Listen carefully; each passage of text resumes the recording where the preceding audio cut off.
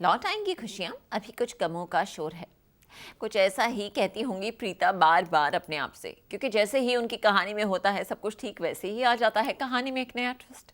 और अब तो यहाँ पर राजवीर और पलकी की ये कहानी भी होती जा रही है बहुत ही इंटरेस्टिंग। तो चलिए फटाफट लेकर चलते हैं आपको कुंडली भाग्य के सेट पर। जी टीवी के सीरियल कुंडली भाग्य में आज चल रहा है राजवीर और पलकी के बीच रूठना मनाना। भाई नशे की हालत में राजवीर ने पलकी को खूब खरी खोटी सुनाई, जिसके चलते अब पलकी राजवीर से नाराज है। तभी तो देखिए कैसे राजवीर पलकी को मनाने की कोशिश कर रहा है। तुम मुझे ये क्यों नहीं कह देती हो कि जब भी मैं सैड रहता हूँ तुम्हें अच्छा नहीं लगता? मतलब जब भी मैं हर्ट होता हूँ तो तुम्हें भी हर्ट होता है। तो ये कैसे? और एक बात मेरी, आज विश्वास है, कल का पता नहीं। यू नो व्हाट राजवीर, मुझे क्लियरली दिखता है कि मुझसे ज्यादा ना तुम्हारे लिए दूसरे मैटर करते हैं। मुझे ऐसे लगता है कि उस दिन शायद तुमने ड्रिंक की थी, इसीलिए तुमने मुझे प्रपोज कर दिया और अब तुम्हें जबरदस्ती मुझसे शादी कर रही।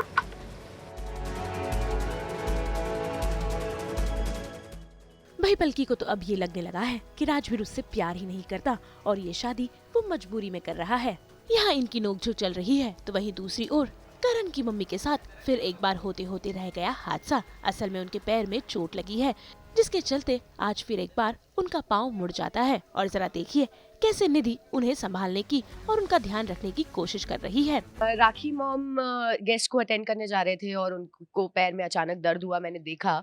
अब करण की जान अगर उसकी मॉम में बसती है तो मेरा फर्ज बनता है कि मैं राखी मॉम का ख्याल रखूं, सारी फैमिली का ख्याल रखूं, ताकि करण खुश रहे, करण जल्दी से ठीक हो जाए, एकदम परफेक्ट हो जाए। और फिर काश मुझे भी मेरा प्यार मिल जाए।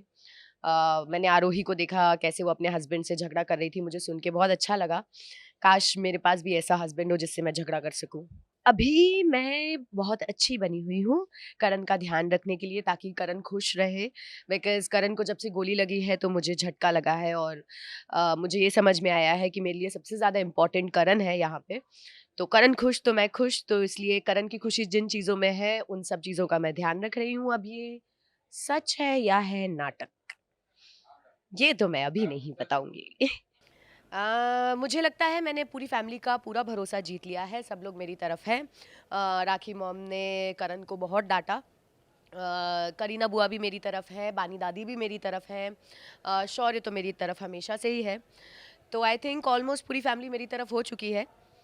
अब जब सब मेरी तरफ हो चुके हैं तो सब मेरी बात भी मानेंगे, तो मैं कौन सी बात मनवाने वाली हूँ, इसके लिए आप रुकिए, ठहरिए ज़रा।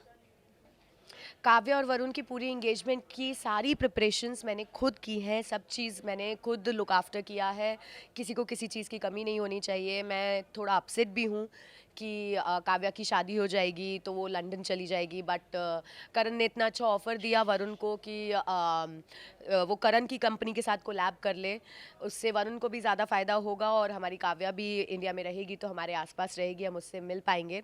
तो आई थिंक ये बहुत अच्छा ऑप्शन है। लेट्स सी अब वरुण कौन से डिसीजन पे आता है।